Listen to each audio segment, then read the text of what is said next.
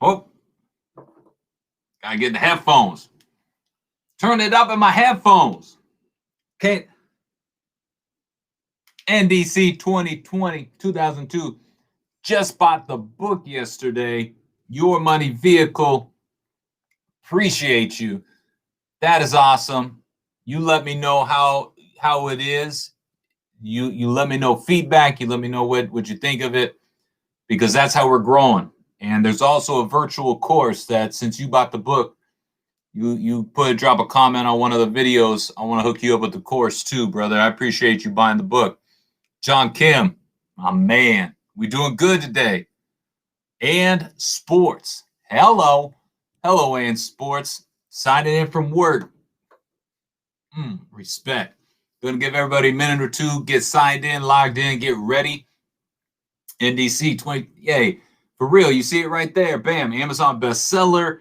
I've gotten hundreds of people to shoot me emails, shoot me notes, and be like, hey, bro, did actions X, Y, and Z. Like, I took what you said and I went and did stuff with it. And that's what it is all about.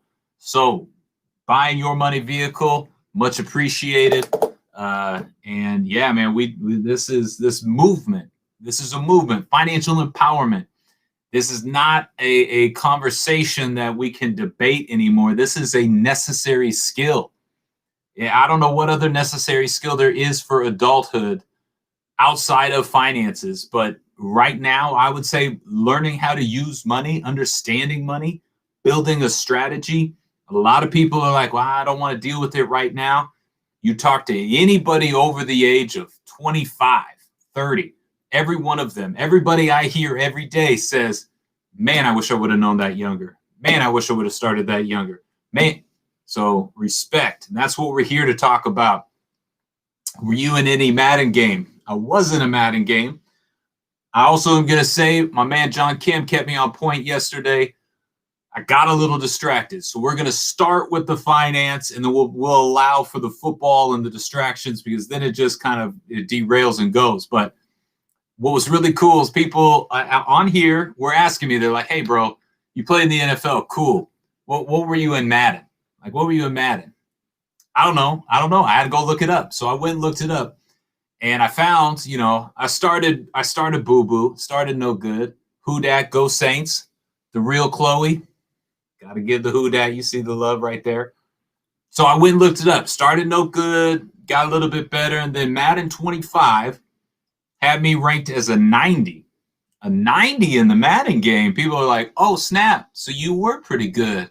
Like, yeah, man, like this, I'm not playing, like I'm not lying about this stuff. This is what I did. This is my business.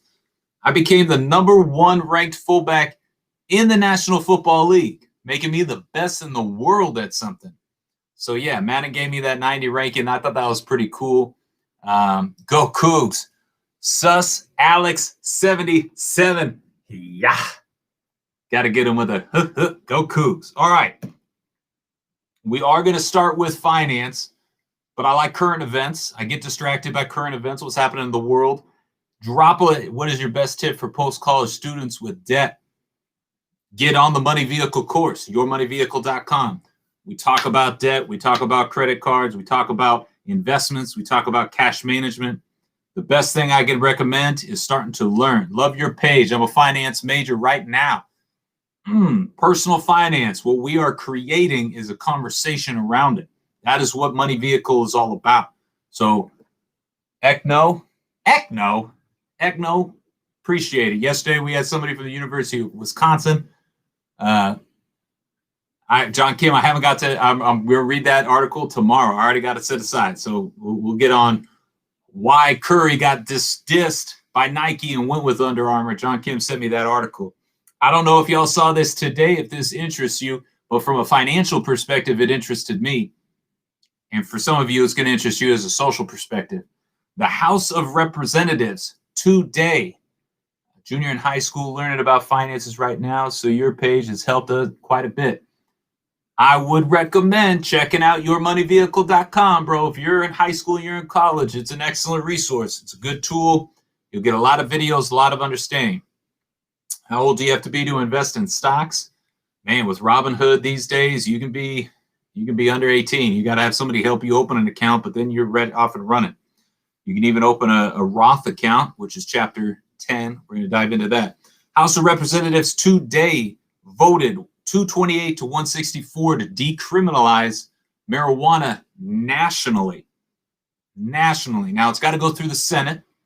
So that's a little bit of politics. Went through the House of Representatives, then it's got to go to the Senate. But what this does is it opens an industry. You know, for a long time, sports gambling and marijuana are going to be hot sectors with states needing tax revenue.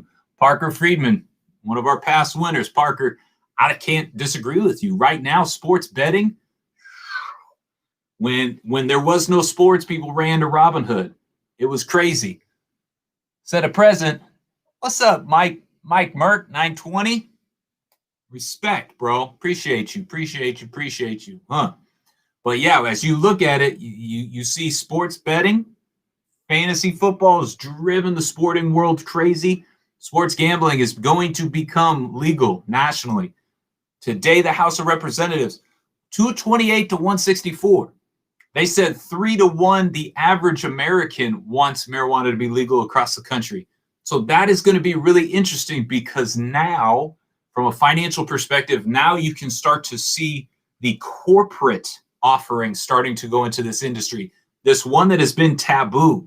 10 years ago, it was a dude in a parking lot. 3-5 years ago, I'm in Washington, Colorado, opened it up to nicer stores. But now, instead of mom and pop shops, marijuana is going to go national. So you're going to start to see the Del Taco or the Taco Bell, the McDonald's version of what marijuana is going to be. And why I bring this up, it's not telling you go smoke, not saying anything like that, but from a financial perspective, this is going to be a very interesting undertaking. So, money vehicle, we have ended chapter 1. Chapter 1 was, why do you care about money? We began with the idea pensions are gone. We went through the golden rule, and we landed in what possibly is the most important piece, your rich goals. I would love for somebody to write down, I wrote down my goals. You set a goal yesterday. I challenged you to write them down. Now, did you wake up and was it the first thing out of your that you said to yourself? That's when you start to manifest your future. That's when you start to really bring your dreams to life, is when you wake up in the morning. I'll say mine right now to you. Wake up, start to get my cup of water. Also start the day with a glass of water. So I rehydrate you. My mission that I repeat to myself every morning, my mission, the money vehicle mission, is to empower 1 million people to use money, understand, strategize, be efficient with their money. That is what I say to myself because it starts you out. Planting those seeds in your subconscious will change your day. So did you write down your rich goals? Did you say it to yourself? Today we enter chapter 2. How does money create money? We're going to talk about the topic today of what it costs to borrow money. Tomorrow, we're going to talk about that 8th wonder of the world. And then Sunday, we're going to dive into what type of ore are you? What type of ore? And the answer there is, how long do you actually see money? Oklahoma football. Goals are fantasy until you make them a reality. The difference between a wish and a goal is goals have a plan. Goals have a strategy. That's why you got to write it down. Share the live video. Okay, Greg Marshall. I see you, my dude. Okay, Greg Marshall. I didn't know you could share lives, but you can. So we've seen people come in, come out. Tell your friends, hide your kids, hide your wife. Get them out. Fullback of finance. We're going live. So today, we're starting to talk about chapter 2. How does money create money?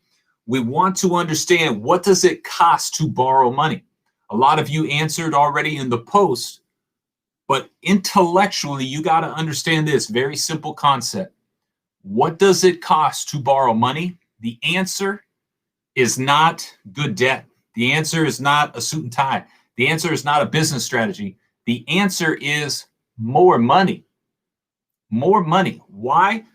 Hundreds of years ago, in 1700 BC, Mesopotamia, we saw on slate, the first inscriptions were not stories. They were not art. They were not paintings. It was transcribing who owed what. They were business transactions. That was 1700 BC. Now we fast forward 3,000 years to 1656 AD, BC AD. Get a little historical on you. We go to Stockholm, which was the first bank that was not just going to be a transactional bank. So up until that point, banks were transactional. They were debit, credit, debit, credit. In Stockholm, Lesser Bank was the first one that said, we not only want to be a transactional bank, but we are now going to loan money out. And this was an interesting evolution. Why? Because before this moment in the banking world, an asset was you, let's see, your boy Sean or Clement is Boulevard. They came to me and they said, we want to deposit some money in your bank. I said, all right, cool. That's an asset. I got to pay money out. That's a liability. What happened in 1656 when they started to do fractional reserve banking, we'll talk about that more in chapter 4 around banking, but it changed the idea from a banking perspective of what was an asset and what was a liability. So when I was able to now start to loan out money, the deposits in my bank were no longer my asset. They were no longer making me money. Where I was going to start to earn money is when I loaned those dollars out. Why? Because of this concept of interest. Now that I am giving money out, I have the ability to charge you interest. And that was a significant change. 1656, 1756, 1856, 1956. That was 350 years ago, 370 years ago. This concept changed and polarized the banking industry and the banking world. So what does it cost to borrow money? It costs more money. And this is something that we have to begin to understand, because every relationship since Mesopotamia in 1700 BC, 3,000 years ago, every relationship has two parts to it. You are the lendor or you are the lendee. You are the one getting the money or you are the one loaning the money out. And the one that is loaning the money out has a strategic advantage. They get to charge you interest for that loan. Why is that so significant? Why is that such an interesting piece? Because how does money create money? How are we going to build up our financial literacy? How are we going to start to use money? We have to understand this base principle to be able to understand. If we understand interest, then tomorrow we can understand how it compounds. And then Sunday we can understand how to go make it work for us. And then we get to talk about real strategies. So we start today with this idea. Your friend comes and asks you, hey man, can I borrow $5? That is the formation of a relationship. There is now a lendor and a lendee. Your friend's going to tell you in a week, I want not $5. Nobody ever wants, I want my $5 back. I want $6. That $1 is interest in every relationship you're in where money is exchanged. There is interest being charged. It could be a credit card. It could be a student loan. Could be a house. It could be your bank in your checking account. Are you getting charged or are you getting given interest? This is the understanding that you need to start to see when you look at money. You look at everywhere you go with money, and everything that you are going to do with it is not just now, what does it cost to borrow money, but what am I willing to pay for it? What am I willing to pay for it? You look at a house. I can take out a loan for a home today for 3% interest. That is historically astounding. 3.5%, 4%. I can go to college and a student loan right now is about 7%, 8%, maybe 5% if you're lucky. Federal give you $2 if you tell me who holds the vast majority of student loan debt in America. Go ahead and drop that one in the comments. Who is the lendor to most student loans in America? You look at a car loan. That's at about 5 to 7%. It does depend on your credit card. Sally Mae, I get federal government. There it is. Mike Merck 920. The federal government holds the most student loans in America. You want an interesting little calculator? Go to us.org. It will give you a high-level calculation of all debt measurements, how much the U.S. national debt is, how much the consumer debt is, how much student loans debt are. There's a ton of measurements on there. It's actually a really, really neat tool. In the Money Vehicle course, we give you the link. So that is the concept of today. What does it cost to borrow money? If I went up to my buddy and I said, hey, can I borrow $5? He said, yeah, but I'm going to need 10. That is an interest rate that I am not willing to pay. That is my decision. I know how much money costs, and I am not willing to pay that type of interest. What is the average credit card interest rate in America? This is always perspective, always a good kind of indicator.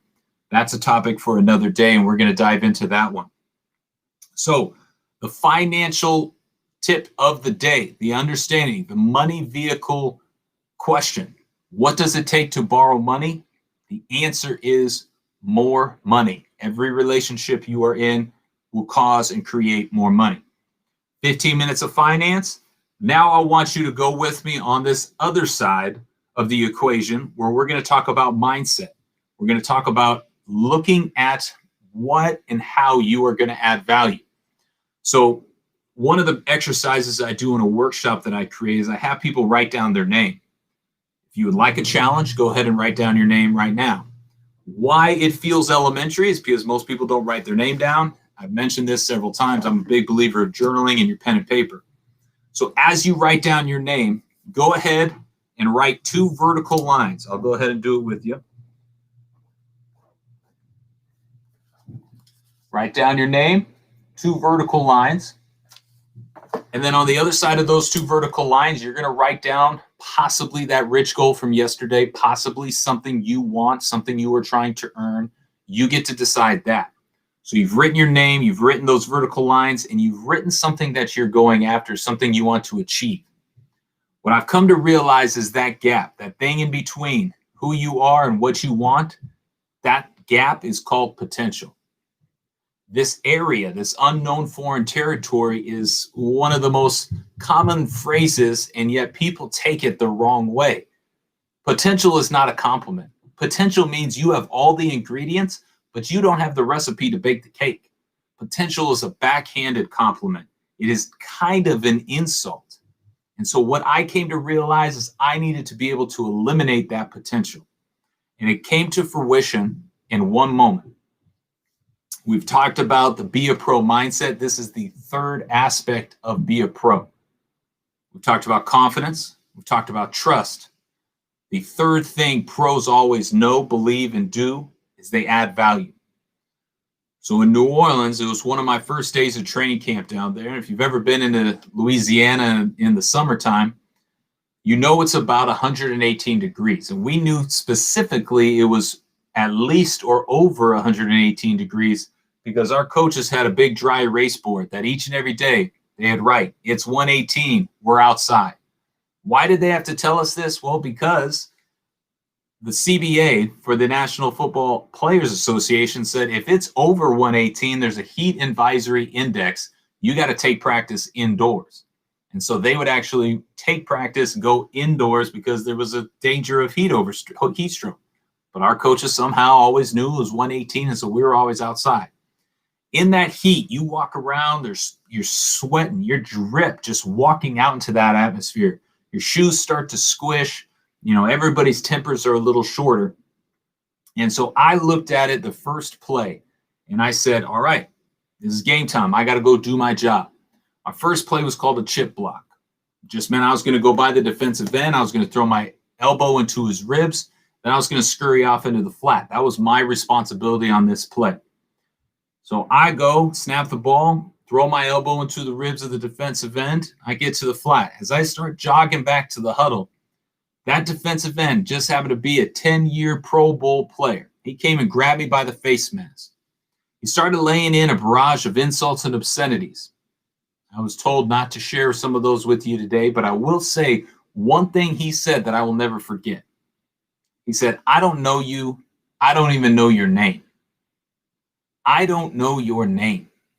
Of all the names he called me, of all the things he was saying, that is what stuck with me. Why? Because that one was most significant. I'd been in New Orleans for months. I had talked to this veteran, talked to this pro before, but he was telling me something in that moment. In that moment, he was telling me, when I look at my roster of the team I want to go win a Super Bowl with, you don't even make the cut. And in that moment, I could decide, was I going to be a rookie or was I going to be a veteran? A rookie uses his external voice, his cocky voice, screams back at that veteran. A veteran uses their internal voice, the one in between their ears. A rookie breaks the trust of practice, tries to fight this guy and try to prove his bravado that way. A veteran goes back into the huddle. I went back into the huddle and I started to understand this was the moment I needed to become a pro. This was the moment I needed to mentally elevate and take that step. The next play just happened to be 36 power. Some of you football players understand that, know that. That's me in the defensive end going toe-to-toe, head-to-head. Back in the day, I had a little bit longer hair, had about 30 more pounds to me. I put my screws into his chest. I knocked this Pro Bowl player on his ass. I walked up to him after the play, and he held up his hand. I wasn't going to help him up. I swiped his hand away, and this is the beginning of training camp. I pointed to the name on my forehead.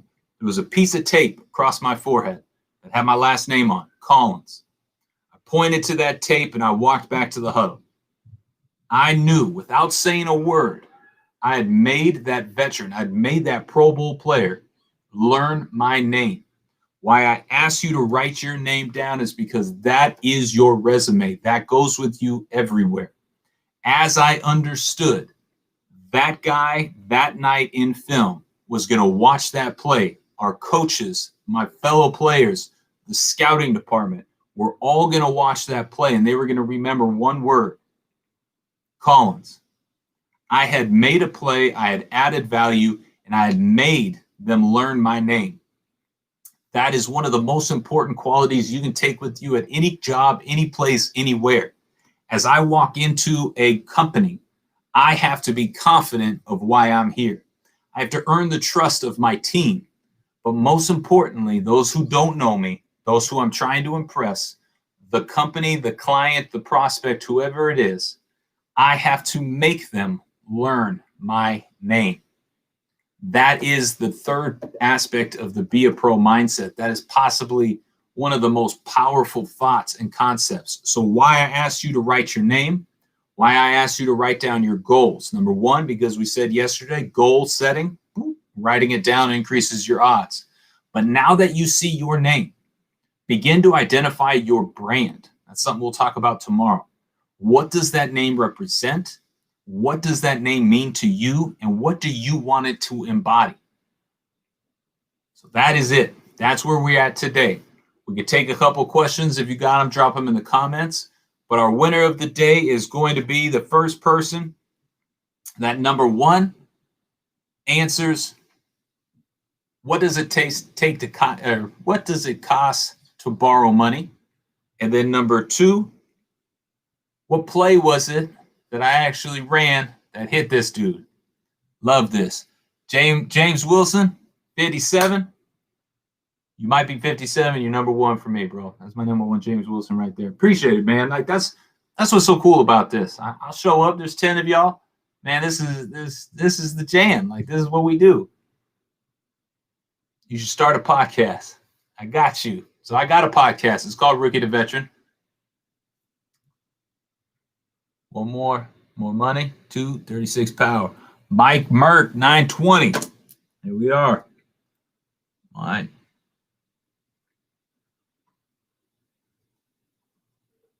Boom. Mike Merck, 920. So Mike, you get a decision. And I get to follow you. Two, you get a decision. You can get signed book. You can get access to the course, money vehicle course, or I can Venmo you $20 starting on the 10th. We're going to increase the amount of the day. Let's go. How do you do that without coming off as a rookie or someone who is trying too hard? How do I, Nicholas Smith, how do you do that without coming off as a rookie or someone who's trying too hard? Explain that for me. My internet right when you mentioned me. Oh, my bad, James Wilson. Don't break the internet. More money. More money, more money. That is what it takes to cost. It takes more money to borrow money. 36 power. John Kim, I knew you'd get it right, bro. So let's get one question in the comments. I got to, everybody always asks me this. What's the difference between regular season and preseason and paychecks? So you take a veteran's salary and you divide it by 17. That is what our weekly check looks like. So, you know, Drew Brees makes more than 17 million, but imagine if he made 17 million in his contract this year, he would get $1 million a week. When NFL players are fined for uniform violations, how are the fine amounts determined? Good question. Let me answer that in a sec. So every week you get your salary divided by 17. So rookie salary next year is $550. So divide that by 17. That's what the rookies will get on a weekly basis. The Players Association is actually changing it to where you will not just get paid on a 17-week. They're trying to change it to 34 weeks. Why is this? Because a lot of guys would blow through their money before February. And you'd have to live March, April, May, June, July, August on barely any money. So they're trying to get better at controlling that. It's crazy, man. I've been in so many meetings where people's internets drop them. So James, you're not alone, bro. I feel you. And so that is one of the ideas. A cash management system we're going to talk about in a few days is how you begin to take control and ownership of your dollars. So I look at this and I say, okay, 17, that's where my big checks are going to come. Preseason, why the league was so bummed about losing preseason is because they don't pay the players. You get about $700-800 a game, which is still, now I'll take $1,000 to go play football. But from the league, they get the TV rights, they get the revenue of the stadium, they make money for those preseason games. And so when those got canceled, every team lost a lot of dollars. So that's an interesting one. So training camp, you get about $1,000 a week, including preseason games. And so, like, for me, I ended my first 2 training camps without a job. I guess technically in Philly, I was on practice squad. But so I went and worked and crushed for a month. And I left, and I had a couple $100, but I didn't have much to show for it from, being that close to making an active roster. The tax situation with the 34 weeks. So tax situation with your annual salary is the same regardless of when you make it. You get charged on which state and city you make that money in. So if I made it, we were playing the Philadelphia Eagles, I'd have to pay Philadelphia, I'd have to pay Pennsylvania, then I'd have to pay the United States government. Just subscribed on YouTube. You're the man. Love the content. Appreciate it, Iglesias. But so as a tax, we'll talk about taxes here a little bit more. Obviously, one of our chapters is around taxes, and we'll get into deductions. Athletes have actually got a little bit screwed over recently in some tax law changes. A lot of their expenses and deductions were taken away, so they don't get to claim them as much. So the tax situation is kind of the same. If you get paid $100,000 in one day or $1,000 every day for 100 days, you file at the end of the year, April 15th, 1040. Is FAMU football team good? FAMU. Who's FAMU? FAMU. So somebody asked about the fine amounts. So what do you think of progressive tax bracket? Manav Patel, man, you got to come back because that is one of the specific concepts, questions. Oh, Florida Agriculture and Mechanical University. I can't answer that, honestly. I apologize. Bad B. Manav, we are going to specifically talk about the progressive, why it's progressive, how it works, and what we need to understand about it. So how the fining system works is typically it is decided by a board, and you get to petition, you get to argue. Some of the uniform fines are usually like 25, 5,000, 10,000 if you're real bad in prime time. So the league is always looking at how it looks from their perspective and their angle. If you're doing something wrong in prime time, they're always going to increase the fine. And then what's interesting is the fine always goes into a charitable cause. So technically for the football player, it could become a tax deduction, but still it's not money that you want to spend. very often. Again, I got a great story about my fine in the NFL that will come here shortly. We're at 30 minutes. I want to appreciate y'all for your time. Mike Merck 920, you are a winner for the day. We are going to send you some money and a book. See you all tomorrow. Tomorrow, the time is going to change because it's Saturday. So we will be going at 3 o'clock Eastern time. I'll send it out in the morning. Tomorrow at 3, we are going to go through the 8th wonder of the world. Tell your friends, get there, win some money. Let's go.